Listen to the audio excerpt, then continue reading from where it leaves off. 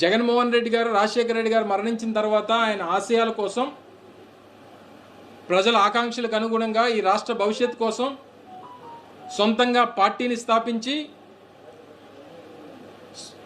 రాష్ట్రంలో ఒక ఎమ్మెల్యే, ఒక ఎంపీ ఉన్నటువంటి జగన్మోహన్ రెడ్డి గారు 2019కి వచ్చేసరికి ఒంటరిగా 151 మంది ఎమ్మెల్యేలని, 22 మంది ఎంపీలని గెలిపించినటువంటి ఘనత జగన్మోహన్ రెడ్డి గారిది. అయితే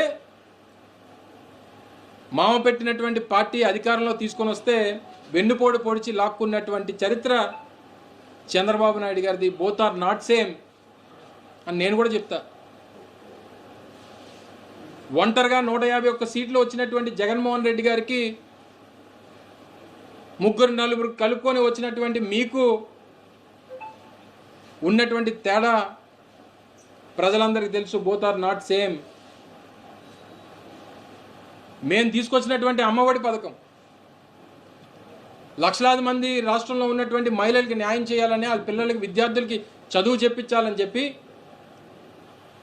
దాదాపు 45 లక్షల కుటుంబాలకి అమ్మఒడి ఇచ్చి 5 సంవత్సరాల పాటు ఆ కుటుంబాలకి అండగా నిలబడినటువంటి ఘనత జగన్మోహన్ రెడ్డి గారిది. అయితే అదే అమ్మఒడికి పేరు మార్చి తల్లికి వందనం అని పెట్టి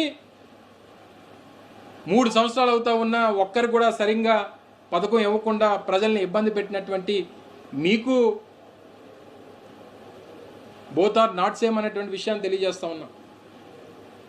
లక్షలాది మంది రైతులు